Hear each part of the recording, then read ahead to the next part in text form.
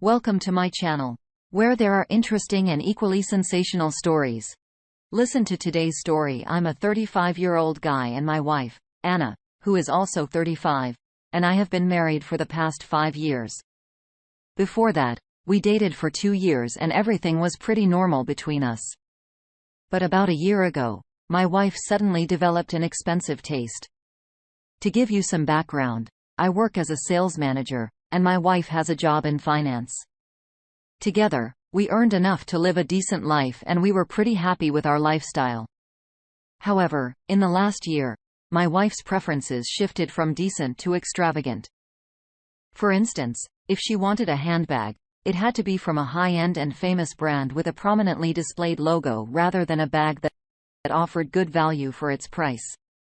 I'm not a penny pincher, but $300 for a handbag.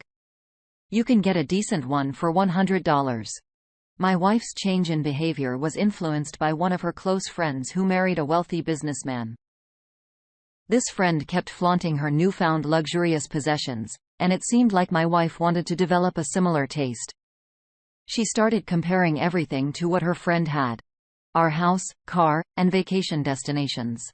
I did try to talk to her about it, but she acted like a 5 the grader who wants everything just like her rich friend. I thought it might be a passing phase and she'd eventually grow out of, but maybe I was mistaken. In the last 5-6 months, I've noticed a significant upgrade in my wife's wardrobe. Before that, it was just a few clothes bags and perfume bottles, which made sense. It's easy to save up for a few expensive items. However, in the last 5-6 months, she completely revamped her wardrobe. Everything from her clothing to her shoes now bore the name of a famous brand. I got curious and asked if she had gotten a promotion, and she confirmed that she had. When I inquired about the raise, she shrugged it off, mentioning good incentives, but no change in her base salary.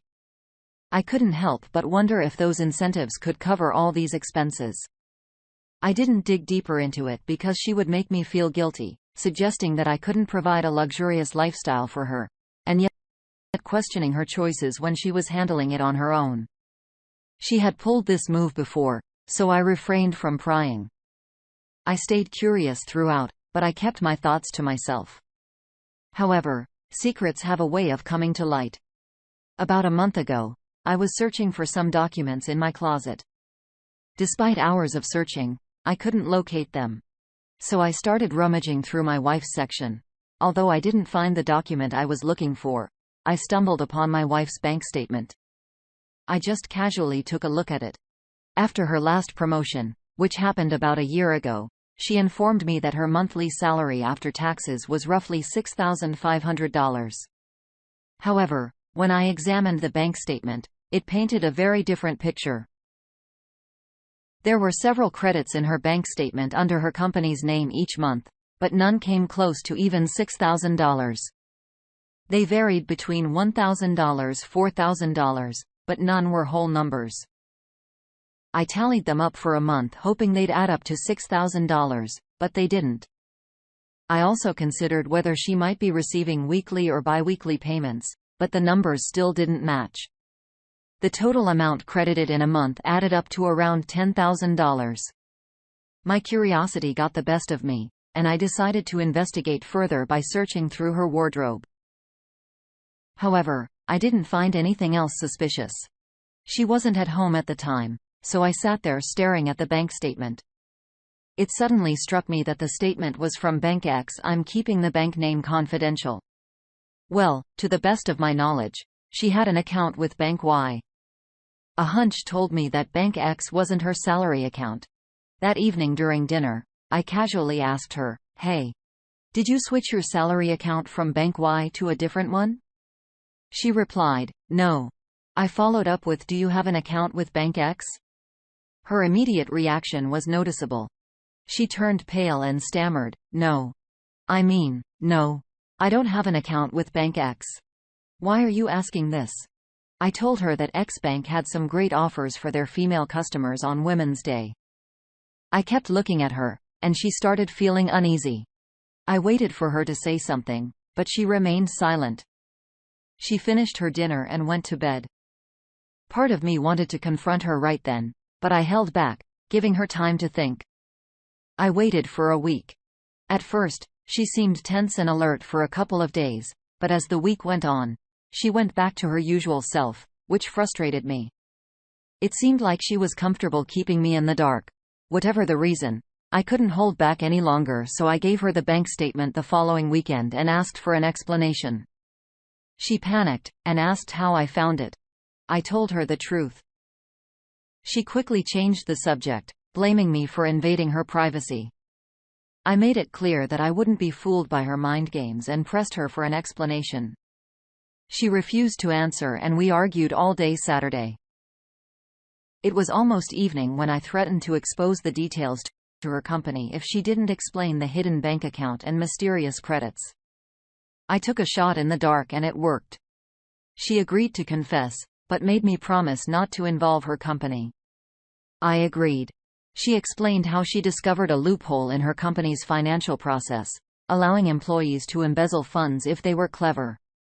At first, she hesitated to take advantage of it, but her desire for expensive things pushed her to do it. I was shocked. I never imagined my wife could be involved in fraud. I inquired how she managed to gather the courage to carry out such deceit. She explained that she had tested it once with a small amount, with a plan that if caught, she would resort to tears and claim it was just negligence. Typically, companies won't pursue fraud charges if the amount is small. They might simply terminate employment. So she took the risk. As the amount grew into the thousands, she decided to be cautious and change her bank account as a precaution. I couldn't quite grasp this revelation. I didn't raise my voice. I simply stared at her in astonishment. I'm not a saint, but something about this didn't sit right. Perhaps because she had kept me in the dark. In a way, she had deceived me too. I asked her why she had concealed all of this from me. She said she believed I wouldn't have approved. I didn't respond. I wasn't angry either. To be honest, I didn't know how to react at that moment. I advised her to put an end to this scheme and leave the company before she got caught and her career was tarnished. She nodded. We both felt uneasy for the next few days. We didn't communicate with each other. About a week later, I inquired if she had thought about leaving the organization. She replied that she was established there and had no intention of departing. She was confident she wouldn't get caught. With a stern expression, I cautioned her against repeating the fraud. It's been 2 weeks since that incident, and I'm still feeling uneasy. I believe I could move past it if Anna quits her job at the company. It would give me assurance that she's no longer involved in this mess, but I can't understand why she's so insistent on staying there. Do you all think she might still be stealing money without my knowledge? Please offer some advice on a balanced way to deal with this situation. Update. Hey, everyone. Thanks for all the advice. After talking with some of you, I did think about sending that anonymous email, but I ended up not doing it. I didn't want to risk my marriage for this. I guess I chose my married life over my principles. Please don't be upset with me because you know what? A lot has happened since then. If I'd sent those emails, I might never have discovered the darker side of the situation. Fast forward 2 months after our confrontation, and she's still working at the same company. However, I haven't noticed any new expensive items being added to her wardrobe. That gave me some relief, thinking she wasn't continuing that practice. But this whole incident has kept me unsettled. About a month ago, while mindlessly scrolling through social media, a thought crossed my mind. I started searching for her coworkers on social media. Since Anna and I were connected on my account and her colleagues were connected on hers, it was easy for me to find them. After checking out some of her colleagues who I had met at a few social gatherings, I came across her boss's profile.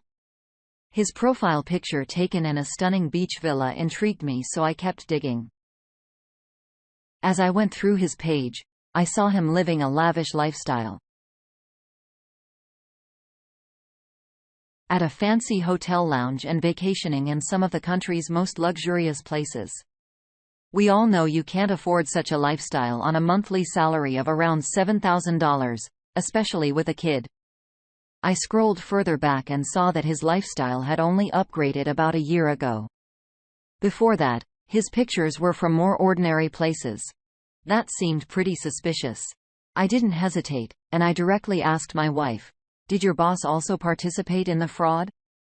She was caught off guard and responded with, yeah, sort of." I was taken aback. How could that be an answer? I asked her to clarify. She explained that her boss did find out about it, but allowed her to siphon the money. I didn't believe her. I pointed out that based on what I saw on her boss's profile, his involvement in the fraud seemed clear because an average finance manager couldn't afford such a lifestyle. She brushed it off, claiming he came from a wealthy family. I gave her an ultimatum telling her to cut the excuses since I'd done my research. I informed her that I had gone through his entire profile, which showed that he had upgraded his lifestyle within a year. She tried to explain it away by suggesting he might have received some inheritance money. I couldn't tolerate her weak excuse. Anyone with common sense could see that she was making it up. I firmly asked her to tell the truth. The same cycle repeated. Hours of argument and her blaming me for investigating her colleagues. Finally, she admitted that her boss was also involved and they shared the money. I asked her why she hadn't revealed this during our initial confrontation. She said it was irrelevant. I felt like banging my head against a wall, or maybe even hers. I told her she needed to leave that company ASAP. I questioned her if there was anything else she was keeping from me, and she adamantly said no. But I wasn't convinced that this was the end of it. I had a strong feeling that there was more to uncover. And as you can probably guess, I started suspecting an affair. It's the most obvious thing in a situation like this, right? After a few restless hours, I couldn't take it anymore. I went straight to her and asked, "Are you having an affair with your boss?" She was caught off guard. And though she tried to say something, I cut her off with a determined look and said, "Don't even think about lying. I have all the evidence." I have no idea where I found the confidence to confront her like that. It wasn't an act. I was reacting on autopilot, going with my gut. She gave up and started crying. My heart sank as tears streamed down her cheeks. I urged her to spill every single detail. Eventually, she did, and it shook me to my core. After her initial attempt at embezzling money, Anna thought she was clever and could continue the fraud without getting caught. Little did she know her manager had caught on to her scheme from the very beginning, but chose not to confront her. In fact, he was the one who approved her audits, which ultimately enabled her to embezzle even more money. Once the amount involved grew significantly, her boss confronted her. He praised her cleverness in exploiting the loophole and admired her audacity in making money from it. He even proposed a partnership to keep her safe. He mentioned waiting for a month before jumping on board to see if anyone else would catch her, but no one did. Perhaps nobody had any involvement in her audit work except her manager, making it an easy escape for the two of them. Her manager requested that she sleep with him once as part of the partnership agreement. She initially refused, but he threatened to expose her. She claimed he had manipulated her into having sex with him. I asked her why she hadn't told me about this sooner. She explained that it was too late for her to seek my help, and she felt compelled to comply with her boss, fearing exposure. I inquired if it was a one-time occurrence, but she remained silent. I encouraged her to speak up, and she finally admitted that her boss became attracted to after their first encounter and insisted they continue. She also confessed that she had started enjoying it. I was stunned, as I somehow had a sense this revelation was coming. I asked her one last time if there was anything else she was hiding, and she firmly said no. I stormed into my room, locking the door from the inside. I didn't know what to do. I read through hundreds of posts on relationship site, but nothing offered a clear solution. It was a Sunday, and I locked myself away for the rest of the day. She messaged me pleading for forgiveness and promising to work on our relationship. She mentioned she would quit her job, but I felt emotionally numb. What's the point of quitting after the damage is already done?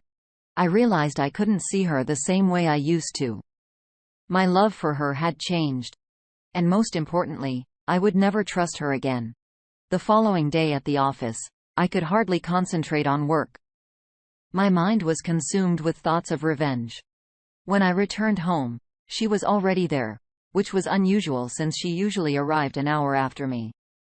She reached out, taking my hand as I entered the house, and offered to do anything to mend our relationship. I asked her to confess her fraud and expose her boss to her management. She froze, unable to comply. She argued that she didn't want to jeopardize her boss's livelihood as he was the main provider for his family and had recently become a father. I raised my voice questioning her morals when she had an affair with him, knowing he was soon to be a father or had just become one. I said, "Okay. Then confess your wrongdoing to your management." She refused. After a heated argument, she finally disclosed that her boss had recorded first intimate encounter and used it as leverage to keep her compliant. At that moment, if I had a knife in my hand, I might have been tempted to use it on her. Despite my repeated requests for full disclosure, she continued to conceal various pieces of information. I insisted that she immediately log into her laptop and reveal all the evidence. She kept questioning my intentions, which drove me to the brink of madness. Forcing her to comply. For the first time in our 7-year relationship, she saw a side of me she had never witnessed before. And for the first time in 35 years of my life, I saw myself acting in such a way. I behaved no differently than a gangster, coercing my hostage to follow my orders. She logged into her laptop and presented the evidence, which included a folder containing record of all the transactions made to her boss's account and hers. The folder also contained the video clip of their initial intimate encounter, which seemed to be part of their partnership deal. I snatched the laptop from her, inserted my USB drive, and transferred all the data including that video. She tried to grab it back, but I firmly held onto it and warned her that if she didn't cooperate, our marriage would end that very day. She eventually gave up, spending the rest of the evening sobbing and pleading. I downed an entire bottle of rum along with a few beer cans and eventually passed out. It left me feeling sick and disgusted. The following day at work was just like Monday. I spent the day deep in thought, contemplating my next move. I was determined to seek revenge.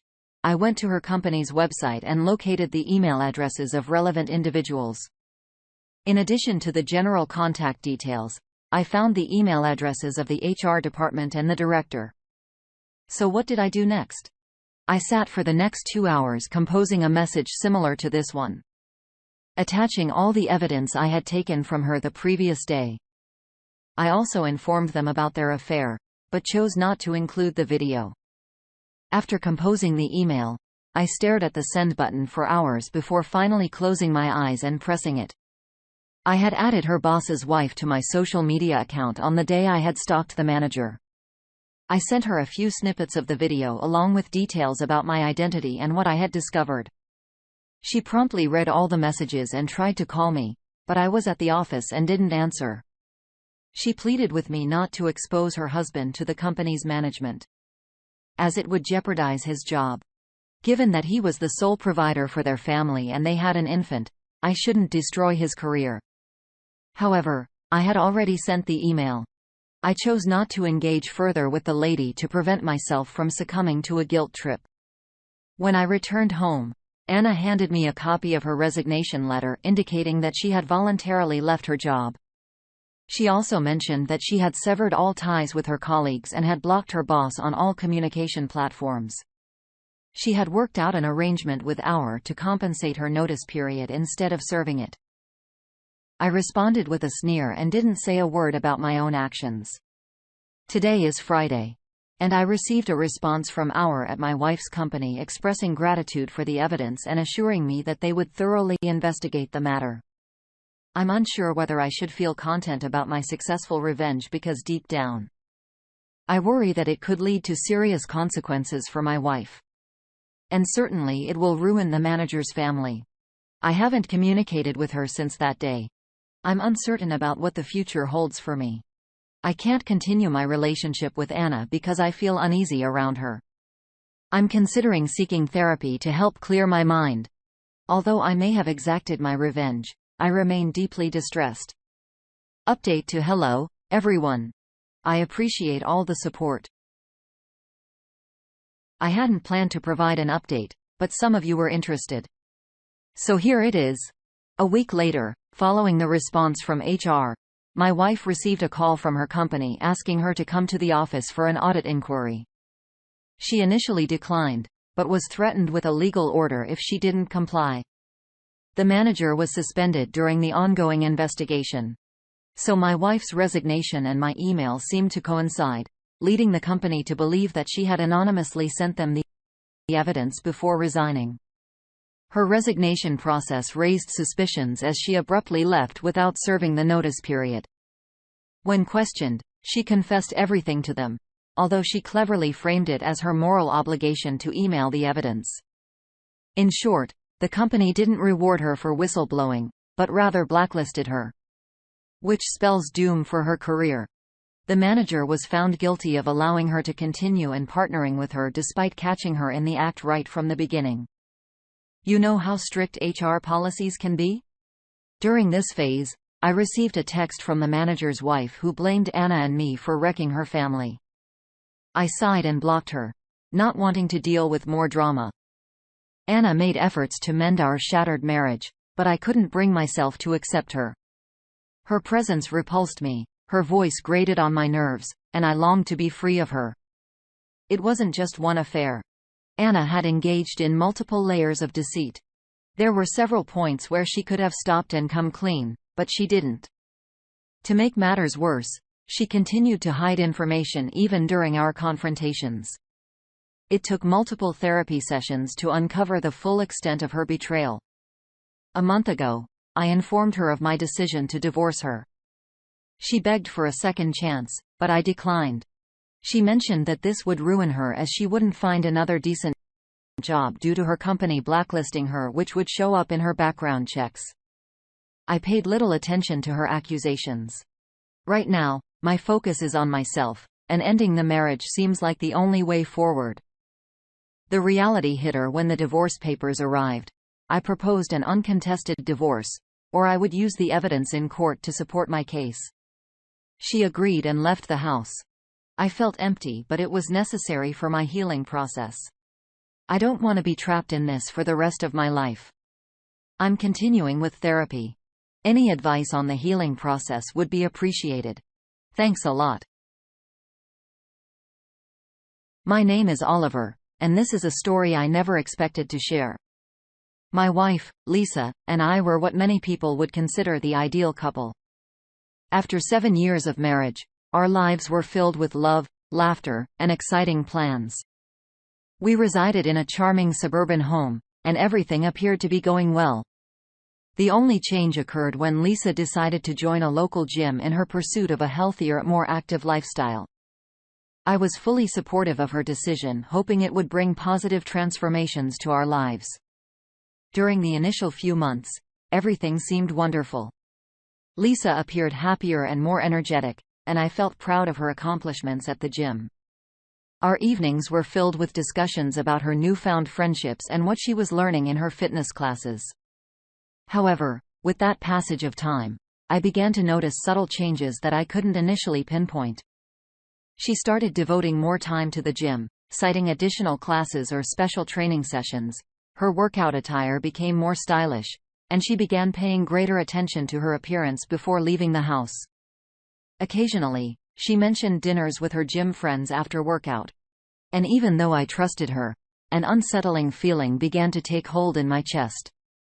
I attempted to convince myself that it was just my own jealousy or insecurity at play. You know, Lisa never did anything to make me suspicious, but as time went on, I couldn't ignore those early warning signs anymore. She'd be on the phone for ages, sometimes laughing at texts she wouldn't share with me. When I asked about her day, she dodged the questions and gave me vague answers. Our closeness started fading away, and I started feeling like a stranger in my own house. The way she looked at me, her changed routines, and those long phone chats with people I'd never met started getting to me. My trust in Lisa started cracking, and I couldn't shake this urge to figure out what was going on. I trusted her, but something deep down told me I had to do something. With doubt creeping in, I began paying close attention to details. That different perfume on her neck, the new glint in her eyes, that smile that seemed like it had a secret. I analyzed every little thing about her. I decided I had to learn more about these gym buddies. I tried to play it cool when I asked questions, but Lisa was slippery. One name kept coming up. Tom. A guy she claimed was just a friend. But why did her face light up like a Christmas tree whenever she talked about him? My suspicions turned into a full-blown obsession. I spent countless nights tossing and turning, replaying every conversation and glance they shared in my mind. The puzzle pieces started clicking together, but it was so unbelievable. I couldn't resist snooping through her phone when she wasn't looking, hoping to find some answers. Every harmless message I read was a relief, but the unease never left me. My actions made me feel like a tiny nosy intruder, but I couldn't help myself. The need for the truth was like a blazing fire inside me. I decided to tail Lisa one evening when she had dinner plans with her gym pals. I parked at a safe distance and watched her stroll into a restaurant. She looked drop-dead gorgeous, dressed in a way she hadn't in months with me. Tom was there, all smiles as he greeted her. I watched them for hours, witnessing their laughter, the gentle touches, and those meaningful looks that screamed more than just friendship. It felt like the ground was crumbling beneath me. My suspicions had turned into reality, but it still wasn't concrete enough. The pain was overwhelming, but my determination to uncover the whole truth was unshakable. The investigation was just getting started, and what I was about to uncover would be a roller coaster of pain and surprises. The breakthrough didn't happen all at once. It unfolded gradually, like a slow, agonizing symphony that grew louder with each passing note. My determination to uncover the truth led me down a path of increasing agony. To kick things off, I hired a private investigator, laying out my situation and suspicions. He gave me that knowing look familiar with cases like mine, and promised discretion and professionalism. The following weeks were pure torment. Every update from the detective drove a dagger deeper into my heart. Photos of Lisa and Tom popping up in various places, secrets shared, messages filled with words that went beyond mere friendship. I found myself lost somewhere between reality and imagination, replaying in my mind the moments they'd shared. The pain was nearly physical, like a blade slicing through me. And my love for Lisa was being overshadowed by the betrayal. Then the detective got an audio recording of a conversation between them where they openly discussed their relationship and professed their love for each other. Hearing her sweet and familiar voice utter those words to another man was the final blow. I was crushed, but I still had to face the worst part. The confrontation. How could I possibly broach everything I'd uncovered with her without falling apart completely? The bombshell of Lisa's betrayal left my soul bleeding. I was devastated, caught in a whirlwind of rage and sorrow. But as days went by, a new emotion began to simmer within me, a thirst for justice, a calculated and icy desire for revenge. After delving deeper into Tom's background, I unearthed a shocking fact: he was a married man. His wife, Sarah, seemed like a loving and devoted spouse, utterly unaware of her husband's deceitful nature. I couldn't help but feel a pain of sympathy for her, imagining the shock that lay ahead. With newfound determination, I reached out to Sarah. Words were hard to come by, but I needed to expose the truth. We arranged to meet at a discreet cafe, far from prying eyes, where I could present the evidence. The expression on Sarah's face when I revealed everything was a mixture of disbelief and profound sadness. She stared at the photos and messages, each one cutting into her like a knife. How could he do this? She murmured, tears flowing freely. I trusted him. I loved him. Sarah, I understand your pain. I told her, my voice brimming with empathy, but we need to take action. We need to teach them a lesson. A spark of anger ignited in her eyes. She wiped away her tears and looked at me with unwavering resolve. You're absolutely right, Oliver. They must pay for what they've done. So we kicked off our revenge scheme. Sarah and I, an unlikely pair, joined forces due to a shared sense of betrayal. We met regularly, swapping information and crafting a detailed plan. We decided that our revenge had to be a public spectacle, something that would humiliate Tom and Lisa and expose their true colors to the world. The ideal setting for this showdown would be the academy where it all began, a place bustling with witnesses, including students, teachers, and staff. With our evidence in hand, like photos and text messages, Sarah and I headed to the gym during a busy time, determined to unveil the betrayal. Our veins pulsed with adrenaline, our hearts racing from a mix of anger and nerves. We strolled into the gym, and I spotted Tom and Lisa laughing and chatting as if nothing had occurred. My anger boiled over, and I approached them with Sarah by my side. "Tom, Lisa," I shouted, grabbing everyone's attention in the room. "I've got something to show everyone here." Their expressions shifted swiftly from surprise to horror as they grasped what was unfolding. Tom tried to say something, but I silenced him by revealing the pictures and reading snippets from the text messages. "This is the real Tom and Lisa," I declared, a shameless and disgraceful betrayal. The entire academy fell into a hushed silence, eyes wide, faces displaying shock. Tom moved toward me, anger burning in his eyes. "You had no right to do this here," he bellowed, shoving me. I shoved him away, and the situation quickly spiraled into chaos. Students and instructors were yelling, trying to break us apart. Sarah was in tears. While Lisa pleaded with everyone to stop, academy security stepped in, pulling us apart. The manager showed up demanding an explanation. Amid sobs, Sarah spilled the beans about the betrayal, presenting the evidence for all to see. Tom turned pale, his reputation and image tarnished before everyone's eyes.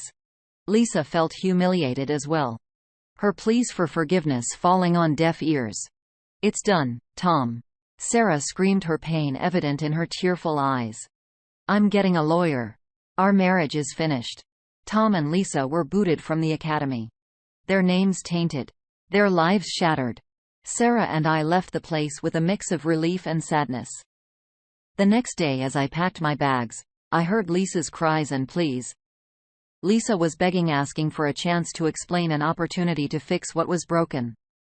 "Oliver, please hear me out," Lisa sobbed, kneeling before me, her eyes swollen and red. "I never meant to hurt you. I was confused. Lost. I need you." I paused, gazing at the woman I once believed I loved with all my heart. The pain in her eyes was genuine, but the betrayal had left a deep wound, something I wasn't sure I could heal. "Lisa, you've shattered everything," I murmured, my voice trembling. "I saw both of you together in our home on our couch. How can you expect me to forgive that?" Lisa clutched my hands, desperation in her eyes. "I made a terrible mistake, but we can work through this, Oliver. We can rebuild. I'll do whatever it takes." I withdrew my hands, a mix of sadness and anger surging within me. "You should have considered that sooner," I replied firmly, my voice filled with resolve. "I can't stay. I can't trust you again." With those words, I zipped up my suitcase and headed for the door. Lisa crumpled to the floor, a scream of agony escaping her lips. "Oliver, please don't leave me," she wailed.